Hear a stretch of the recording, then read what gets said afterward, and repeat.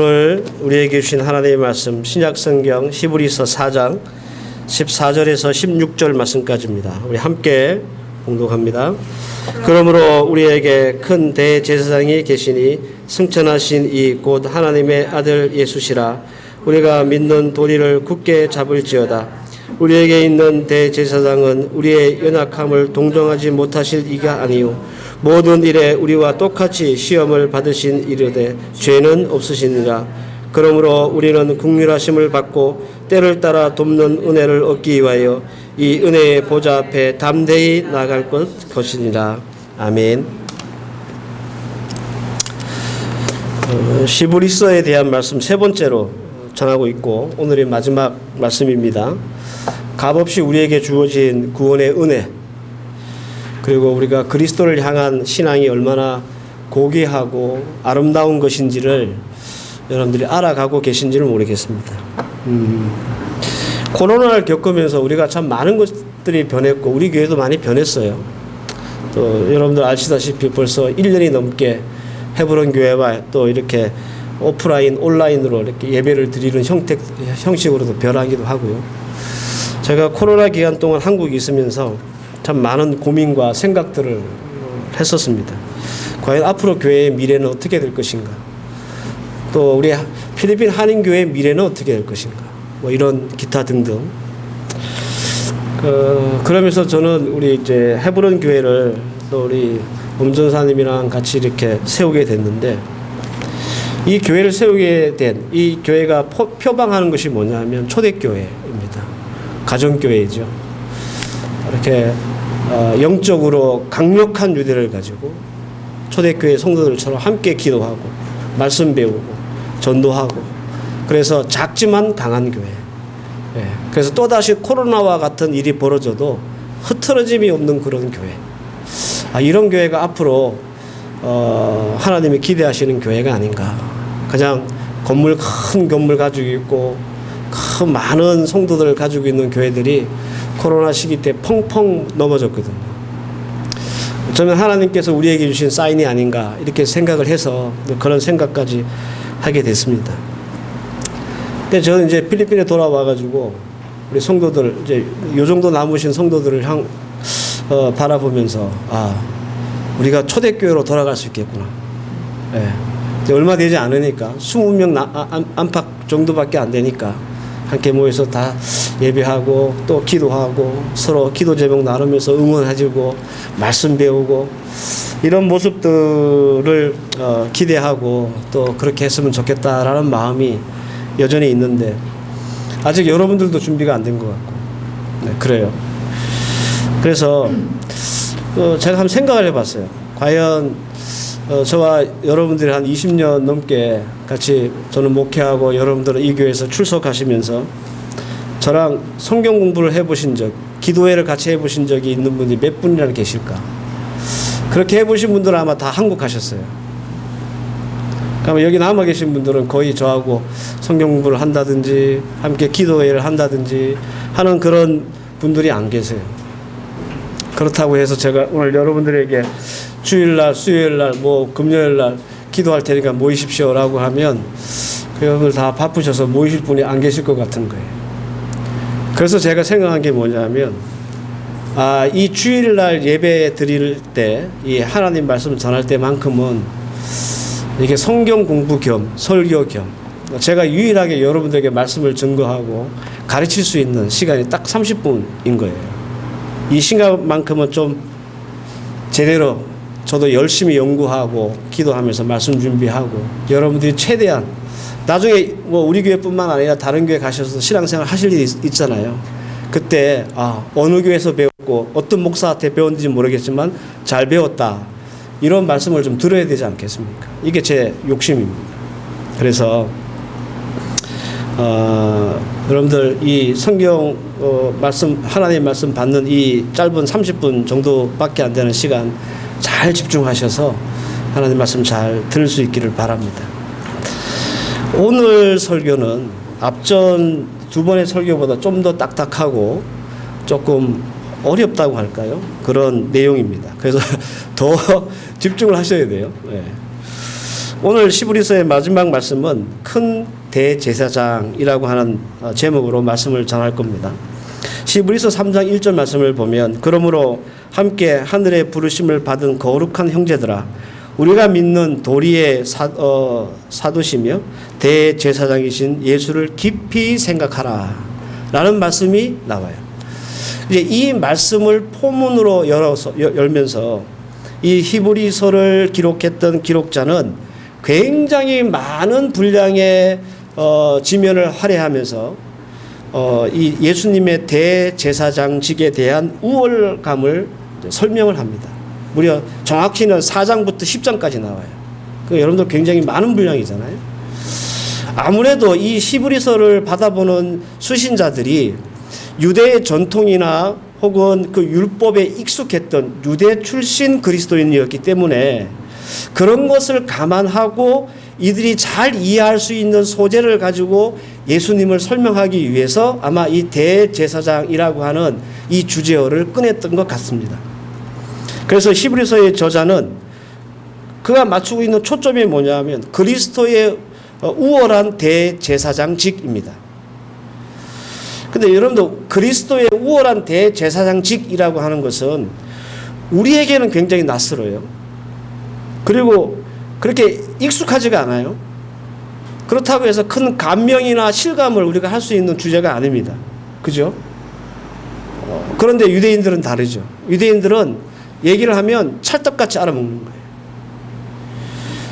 그래서 우리에게는 잘 익숙하지 않고 좀 낯설고 좀 이렇게 실감이 안 나는 주제어지만 우리가 적어도 우리 그리스도께서 대제사장직의 그 우월함에 대한 말씀을 좀 하고 있기 때문에 대제사장이 뭔지는 우리가 알고 하나님의 말씀을 들어야 되지 않겠습니까? 그러니까 잠깐 제가 설명을 해드리면 이스라엘 12지파 중에 레위지파는 하나님이 특별히 이렇게 선택하신 지파예요. 하나님의 성소에서 봉사하고 제사를 드리기 위해서 하나님이 특별히 세우신 지파예요. 그래서 이 레위지파에는 땅을 주지 않았어요. 왜? 그들이 할 일은 땅을 일구어서 농사를 짓는 일이 아니라 하나님을 섬기는 일이기 때문에 그 일만 전념하라고 땅을 안 줬어요. 레위지파 중에서도 제사장은 모세의 형 아론의 자식들에게만 주어진 아주 특별한 직분입니다. 그리고 나머지 지파, 레위지파 사람들은 뭐 하냐 하면 성소에서 성스러운 물건들을 취급한다든지 제사장이 제사를 집례할 때 보조 역할을 한다든지 하는 그런 역할들을 레위지파 사람들이 했어요. 제사장은 반드시 아론의 자손이어야 하고 결혼도 아무나 할 수 없습니다. 꼭 레위지파 여자랑 결혼을 해야만 했습니다. 그 중에 대제사장은 오직 딱 한 명 뽑히는 거예요. 아론의 자손 중에서도 장손들만 이 특별한 직분을 갖게 됩니다. 이 때문에 대제사장들은 두 가지의 아주 독특한 특징을 가져요. 첫 번째는 뭐냐면 독보성입니다. 독보적이라는 거예요. 제사장직 자체가 독보적이에요. 그죠? 이거는 오직 아론의 자손들만 할 수 있는, 레위지파라도 아론의 자손들만 할 수 있는 직분이기 때문에 그래요. 그러나 그 중에서도 대제사장은 더 독보적이에요. 베스트 오브 베스트. 제사장 중에 제사장. 이게 대제사장입니다. 오직 딱 한 명만 뽑히는 거예요. 아론의 자녀 중에 장자들에게만 이렇게 물려주는 직분이에요. 그러니까 이제 유일무이하다. 이렇게 우리가 표현할 수 있습니다. 그러니까 대체가 불가능한 거죠. 누구로도 대체가 안 돼요. 독보적입니다. 두 번째는 대표성입니다. 백성들의 죄와 허물을 가지고 하나님 앞에 나가는 자들이 제사장들이잖아요. 그 아무나 죄를 감당할 수가 없어요. 이스라엘 백성들 시대 때는 사람들이 죄를 지면 그거를 누구한테 가져오냐면 제사장들에게 가져와요. 예물과 함께. 그러면 제사장들이 그걸 받아가지고 그 백성의 죄를 사하기 위해서 하나님께로 나아가는 거예요. 이 일이 제사장들에게만 주어진 일이에요. 그런데 제사장 중에 제사장이었던 대제사장은 모든 이스라엘 백성들과 모든 제사장들을 대표하고 그 대표직을 가지고 하나님 앞에 나가는 사람이에요. 수백만의 백성들이 있고 그들이 지은 수많은 죄가 있지 않습니까? 심지어는 제사장들도 죄를 짓지 않아요? 그래서 이 모든 죄를 끌어안고 하나님 앞에 나가는 사람 오직 딱 한 사람이 대제사장입니다. 그래서 유대에는 1년에 한 번 7월 10일 날 유대용으로 대속죄일이 있어요. 이날에 유일하게 성소에 가로막혀 있던 지성소의 문이 열려요. 지성소로 들어갈 수 있는 날이 대속죄일이에요. 그날 누가 들어가느냐? 대제사장이 들어가는 거예요. 대제사장은 백성과 제사장들의 죄를 짊어지고 성소를 지나서 지성소로 들어가는 거예요. 거기서 하나님 앞에 제사를 드리는 거죠. 근데 만약에 그 지성소까지 들어가는데 대제사장이 죄가 있다. 그럼 거기서 바로 죽어요. 죽임을 당해요.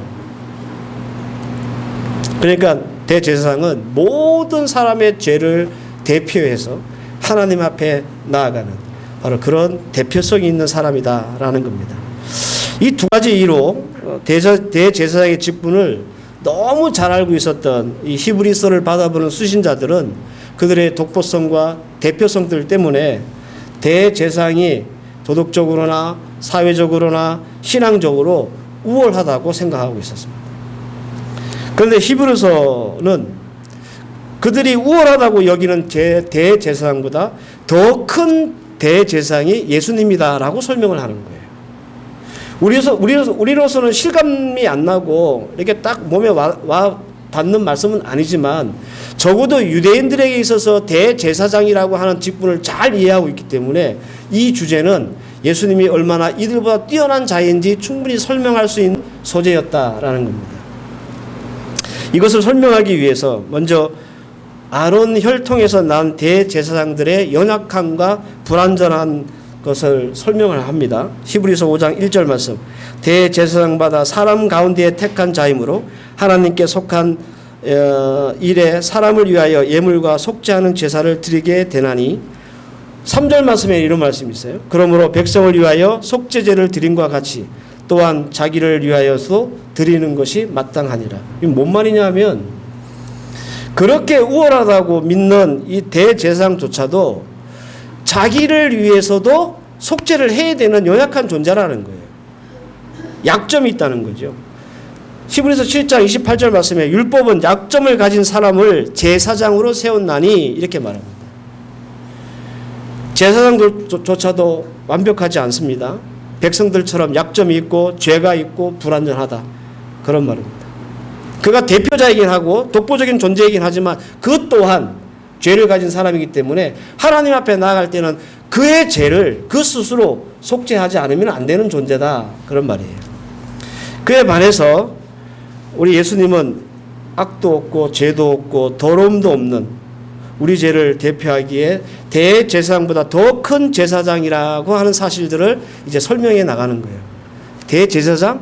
그도 인간이고 약점 많고 악이 있고 죄가 있다. 하지만 우리 큰 대제사장 예수님은 죄도 없고 흠도 없고 악도 없으신 분인데 우리를 위해서 우리의 죄를 대신하실 분이다 라고 설명하고 있는 거예요. 히브리서 7장 26절에 17절 이러한 대제사장은 우리에게 합당하니 거룩하고 악도 없고 더러움이 없고 죄인에게서 떠나 계시고 하늘보다 높게 되신지라.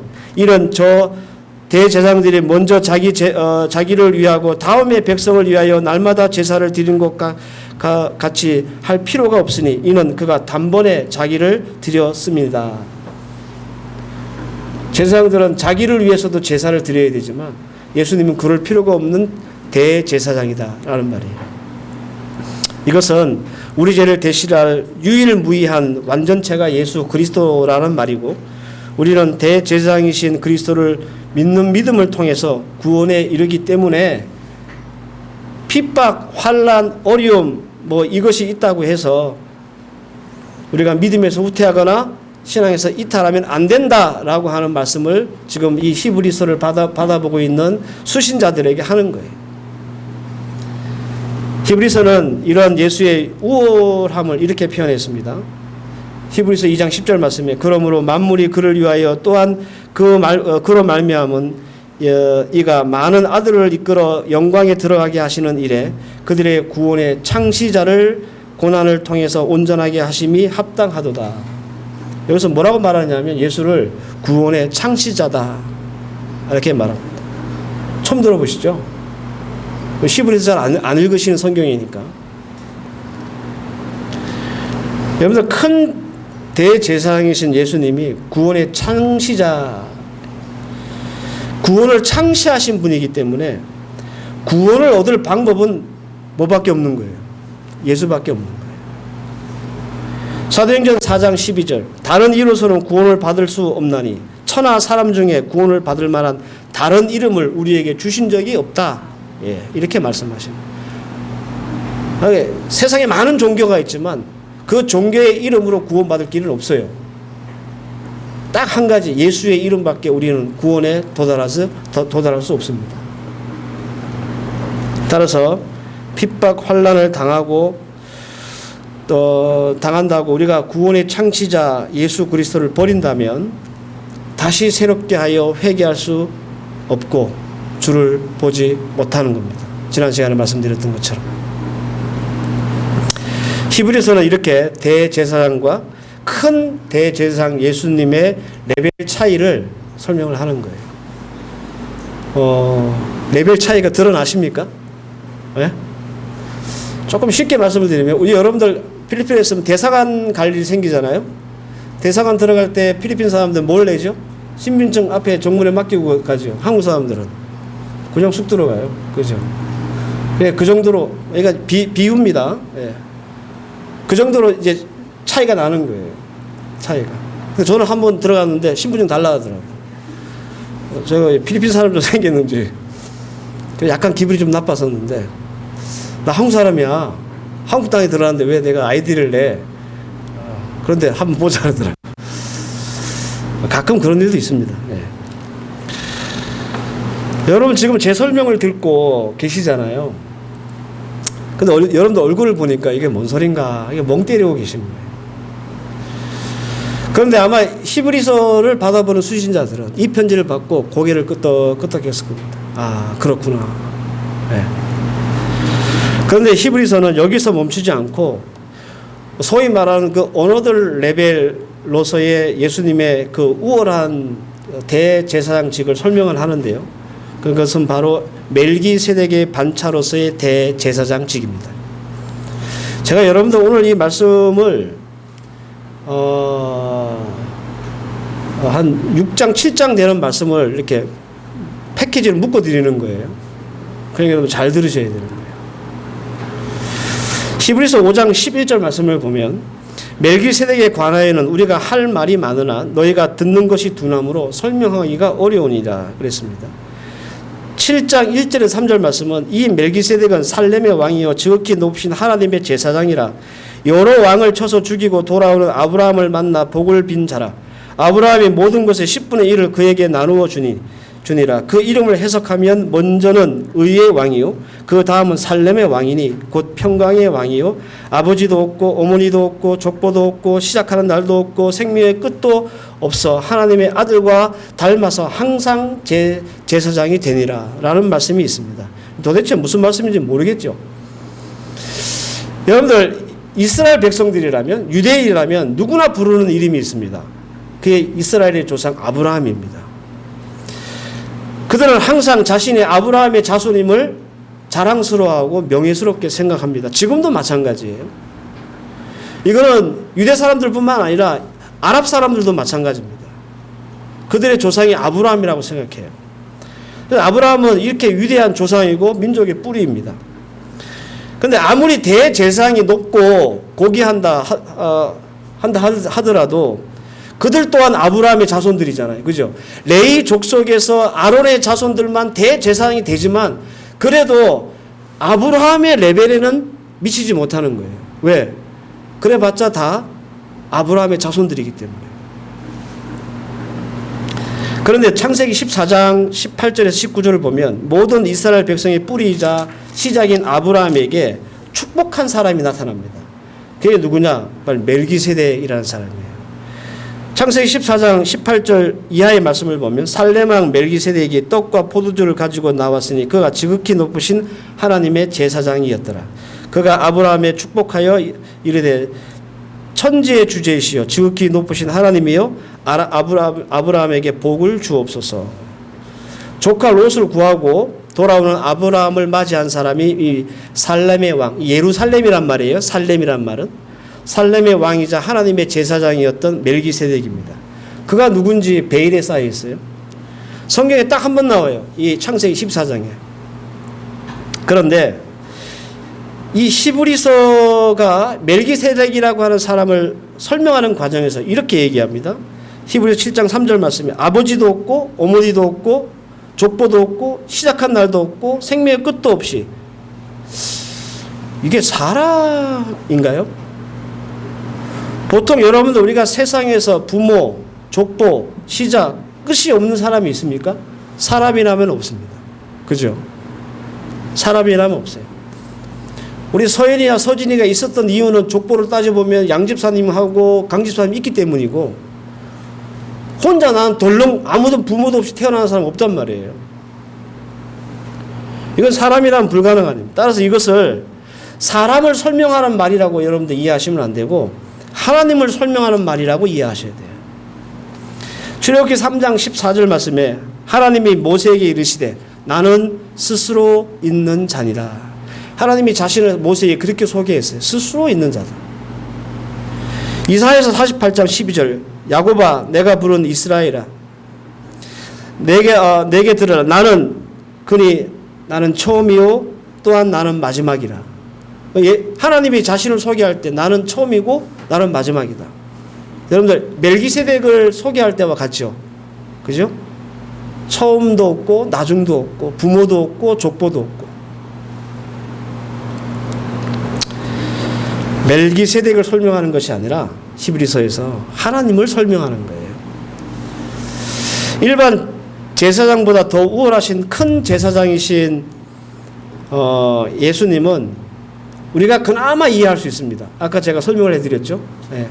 제사장들은 자기 죄를 회개하고 속죄해야 될 연약한 존재지만 예수님은 그런 레벨이 아니다. 뭐 이 정도까지는 우리가 이해할 수 있겠는데 멜기세덱은 좀 어려워요. 이게 뭔 소리인지 모르겠는 거예요. 그러니까 여러분들만 어려운 게 아니라 히브리서를 받아보고 있는 수신자들도 어렵기는 마찬가지였어요. 그래서 히브리서 5장 11절 말씀에 내가 멜기세덱에 관해서는 할 말이 참 많은데 너희가 듣는 귀가 둔함으로 설명하기가 어렵다 이렇게 얘기하는 거예요. 이 말의 포인트가 뭐냐면 멜기세덱이라고 하는 것 자체가 어려운 게 아니라 이 멜기세덱이라는 것에 대해서 듣는 자들이 초동적이고 둔해서 내가 설명하기가 어렵다 그런 말이에요. 멜기세덱이 어렵다는 말이 아니라. 그래서 멜기세덱이라는 말이 왜 나오느냐. 대제사장직의 우월함을 설명하면서 여러분들 이런 겁니다. 여러분들 예수님이 돌아가시고 나서 부활하셨잖아요. 그리고 이제 엠마오로 내려가는 두 제자들과 동행하신 적이 있죠. 누가복음에 나옵니다. 근데 이 엠마오로 내려간 두 명의 제자가 예수님이 함께 같이 얘기하고 다니면서도 그가 예수인지 몰랐죠. 그죠? 왜 그랬을까요? 예수님이 사람의 몸을 입고 현현하셨기 때문에 그래요.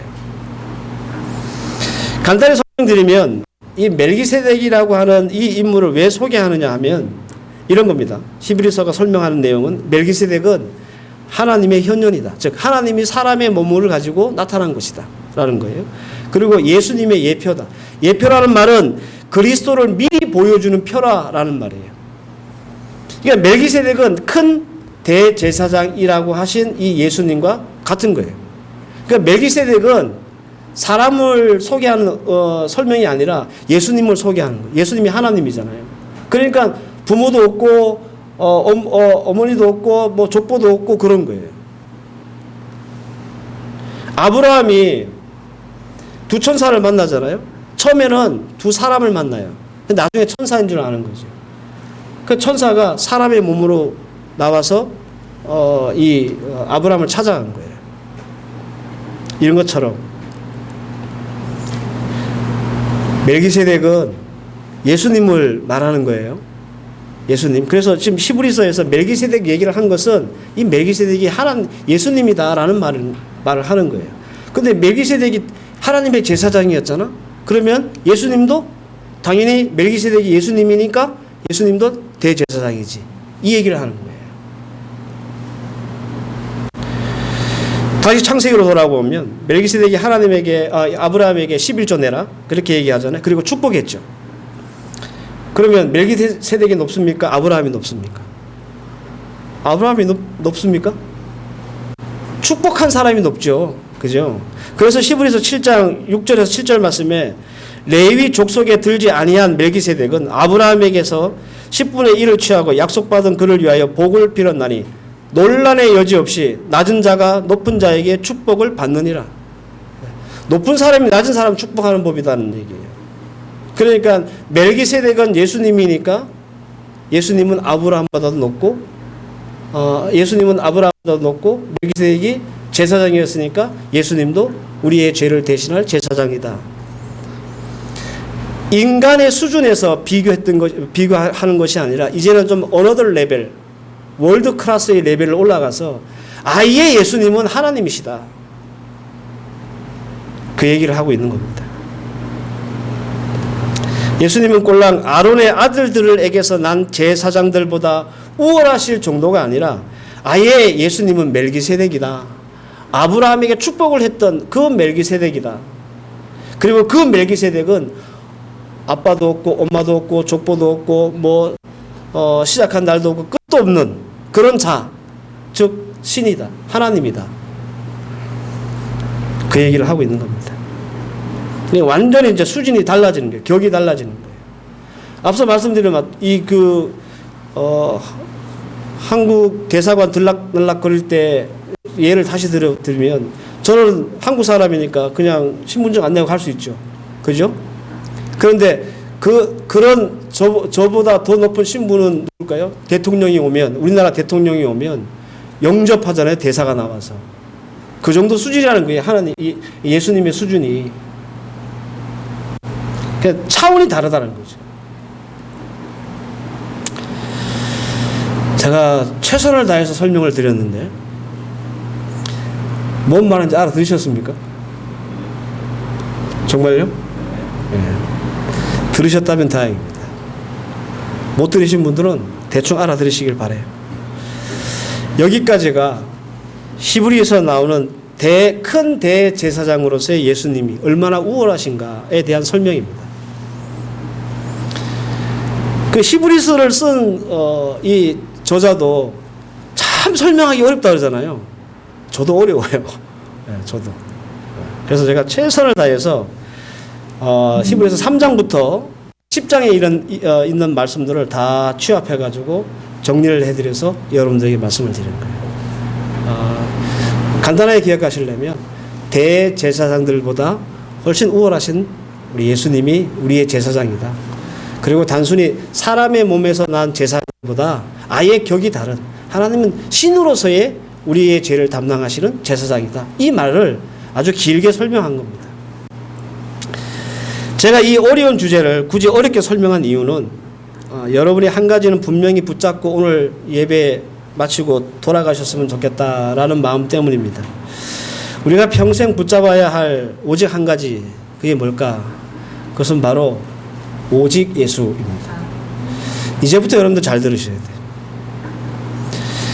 이것은 여러분들 히브리서가 큰 대제사장 예수를 설명하면서 우리에게 계속해서 각인시키고 있는 내용입니다. 3장부터 히브리 3장부터 10장까지 여기에 관한 말씀이 계속 반복적으로 나오는데 여러분들 이것은 우리에게 딱 한 가지 말씀을 온전하게 붙잡기 위한 말씀의 방식이에요. 히브리서 9장 27절에서 28절 한 번 죽는 것은 사람이 정한 일이요 그 후에 심판이 있으리니 이와 같이 그리스도도 많은 사람의 죄를 담당하시려고 단번에 들으신 바 되셨고 구원에 이르게 하시기 위하여 죄와 상관없이 자기를 바라는 자들에게 두 번째 나타나시리라 이런 말씀이 있습니다. 굉장히 이 히브리서가 굉장히 아주 어려운 논리인 것 같지만 사실은 간단해요. 같은 진리를 계속 반복하고 있는 거예요. 다른 말로 사람은 반드시 죽습니다. 이건 정해진 일입니다. 성경에 나와 있죠. 핍박받아 죽든 오래오래 살다가 자연사에서 죽든 가난하다 죽든 부자로 죽든 형태와 시기가 다 다를 뿐이지 죽는 것은 다 정해져 있다. 그런 말입니다. 그럼에도 우리에게 소망이 있는 것은 큰 대제사장이신 예수 그리스도가 우리의 영혼을 구원하고자 어떻게 해요? 단번에 죄도 없으시고 다시 제사를 드릴 필요가 없이 단번에 우리의 희생 제물이 되셨다라는 거죠. 히브리서는 그걸 설명하고 있는 거예요. 그래서 우리가 구원받을 길은 예수밖에 없고 우리의 죄를 담당하실 구원의 창시자는 오직 예수다. 그런 말입니다. 때문에 이 편지를 받아보고 있는 수신자들에게 너희들이 지금 핍박과 환난 때문에 참 힘들어하고 어렵고 막 마음 상하고 공포에 떨고 있지. 그렇다고 해서 예수를 버린다는 것은 그건 구원을 버리는 일이요, 본향을 버리는 일이요, 우리에게 주어진 아름다운 지위를 버리는 일이며 다시 새롭게 하여 회개할 수 없는 아주 중대한 범죄를 저지르는 일이다라고 얘기하는 거예요. 이런 이유로 히브리서는 핍박 가운데 있는 성도들을 또 이렇게 도전합니다. 아직 이제 유명한 말씀이 나오는데 히브리서 11장 6절 믿음이 없이는 하나님을 기쁘시게 못하나니 하나님께 나아가는 자는 반드시 그가 계신 곳과 또한 그가 자기를 찾는 자에게 상 주시는 이심을 믿어야 할지니라. 이거 너무 유명한 말씀이죠. 여기서 말하는 믿음이 없이는 할 때 이 믿음이 어떤 믿음일 것 같아요? 이 믿음이 크게 세 가지예요. 앞서 말씀드린 더 나은 본향을 사모하는 믿음, 우리에게 주신 성도의 아름답고 복된 지위의 믿음, 그리고 오늘 우리 함께 나왔던 우리 예수님은 우리의 모든 죄를 담당하시고 우리를 구원하실 예수라고 하는 믿음, 이 세 가지 믿음이 바로 믿음이 없이는 라고 말할 때 있는 그 믿음이에요. 하나님, 내가 오늘 사업 시작했는데 대박 터질 줄 믿습니다 라고 하는 그런 믿음 말고 여기서 말하는 믿음이라는 그 믿음이에요. 그러니까 더 나은 본향을 예비되어 있다는 이 믿음이 없고 우리의 지위가 고급지고 존귀한 믿음이 없고 우리를 구하실 분은 큰 대제사장이신 예수밖에 없다는 믿음이 없으면 어떻게 된다는 말이에요? 하나님을 기쁘시게 못한다, 그런 말이에요.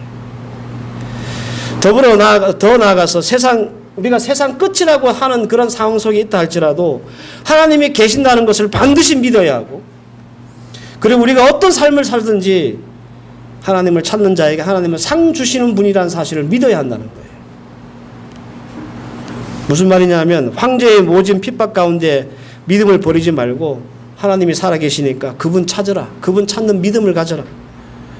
그러면 그 믿음 가진 사람들을 하나님이 기뻐하시고, 그래서 하나님이 기뻐하시는 그들에게 어떻게 해요? 하나님이 그 믿음에 따라서 보존하시고 구원하신다는 거예요. 히브리서 11장 33절과 36절 말씀에 그들은 믿음으로, 이제 이 믿음이 어떤 믿음인지 아셨겠죠? 믿음으로 나라를 이기기도 하고 의를 행하기도 하며 약속을 받기도 하며 사자들의 입을 막기도 하며 불의 세력을 말하기도 하며 칼날을 피하기도 하며 연약한 가운데 강하게 되기도 하며 전쟁에 용감하게 되어 이방 사람들의 진을 물리치기도 하며 여자들은 자기의 죽은 자들을 부활로 받아들이기도 하며 또 어떤 이들은 더 좋은 부활을 얻고자 하여 심한 고문을 받되 구차히 풀려나기를 원치 아니하며. 이게 다 믿음 때문에. 저는 여러분들에게 이 믿음이 있기를 바랍니다. 예. 여자들이요, 남편이 핍박받다가 죽었어요. 그런데 애통해하고 막 그러지 않고요, 이 더 나은 본향을 사모하는 믿음이 있기 때문에 어떻게 해요? 부활해서 만날 것을 믿는 거예요. 그 말이에요. 그런데 이런 믿음을 가진 자를 하나님이 기뻐하신다는 거예요. 많은 성도들은 핍박과 환난 고사하고 돈 많이 벌고 성공하고 출세하고 내 편한 것 하려고, 내가 불편하지 않으려고 믿음을 떠나고 신앙에서 이탈합니다. 그런데 여러분, 우리가 한번 생각해 보십시오. 저나 여러분들이나 신앙생활 연륜이 얼마나 됐다, 교회 나온 지 얼마나 됐다, 이거 다 계급장 떼고 과연 나는 이 믿음으로 하나님을 기쁘시게 한 적이 있는가? 이게 성도인데.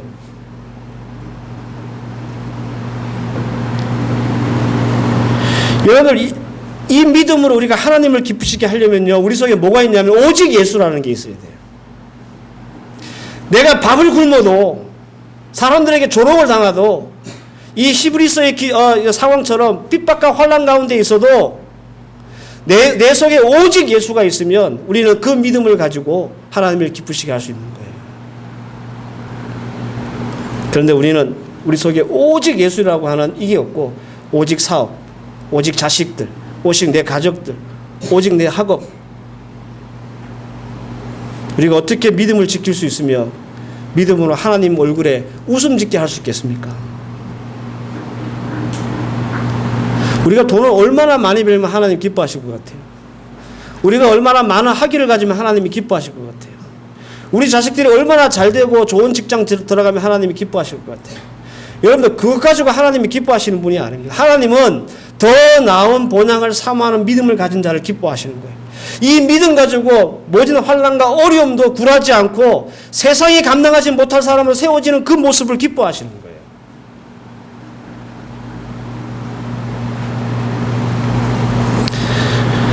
사랑하는 성도 여러분, 우리 히브리서를 마무리하면서 곰곰이 우리 자신들을 좀 돌아보는 시간들을 가졌으면 좋겠어요. 내가 분명히 예수를 믿는 성도인데 나는 과연 이 믿음이 있는가? 더 나은 본향이 나한테 있다는 믿음, 나는 천사보다 높은 지위를 가지고 있다는 믿음, 나를 구원하실 분은 오직 흠도 없고 악도 없으신 예수 그리스도밖에 없다는 믿음 있습니까? 내가 언제 믿음으로 하나님을 한번 기쁘게 해봤나? 내가 명색이 예수를 몇십 년 믿었는데, 아니면 엄마 뱃속에 없어 내가 예수 믿고 말씀 들으면서 태어났는데, 내가 언제 이 믿음 가지고 하나님을 한번 크게 웃게 한 적이 있나? 나는 공짜로 얻었지만 이게 공짜가 아니잖아요. 우리에게 주신 구원이 얼마나 값비싼 구원입니까? 근데 혹 나의 삶이 하나님께서 예수님을 십자가에 달고 죽이시면서까지 주신 이 구원의 은혜를 싸구리 취급하면서 까짓 거 안 믿으면 되지, 뭐 까짓 거 교회 안 나가면 되지 라고 하는 취급을 하지 않았는가? 돌아봐요. 그렇게 버릴 수 있는 믿음이 아닙니다.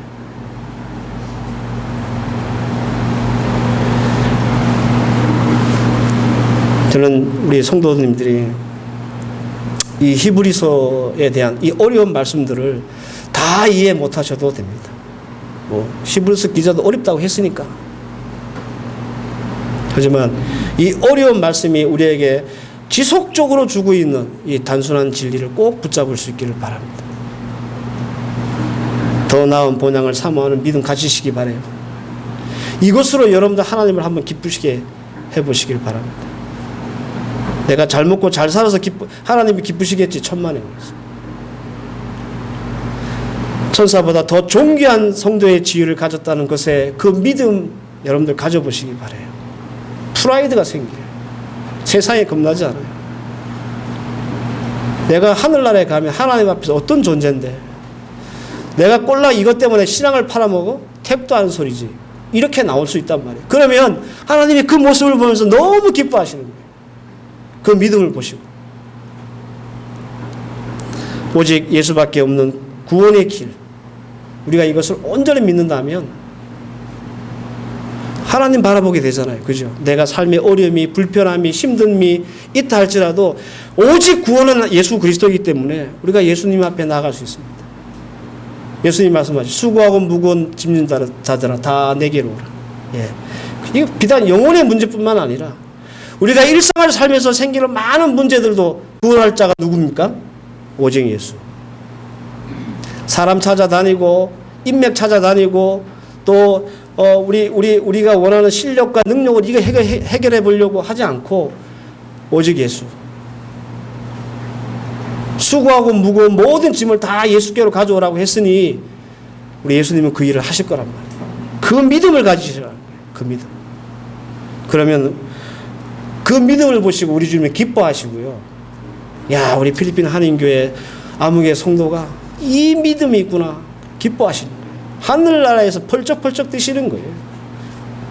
그러면서 우리에게 하나님이 주시는 상이 있다는 거예요. 오늘 주신 말씀 잘 기억하고 굳세게 붙잡아서 여러분들이나 저나 믿음으로 하나님을 기쁘시게 할 수 있는 그런 성도들 되시기를 축원합니다. 기도하십시다. 하나님,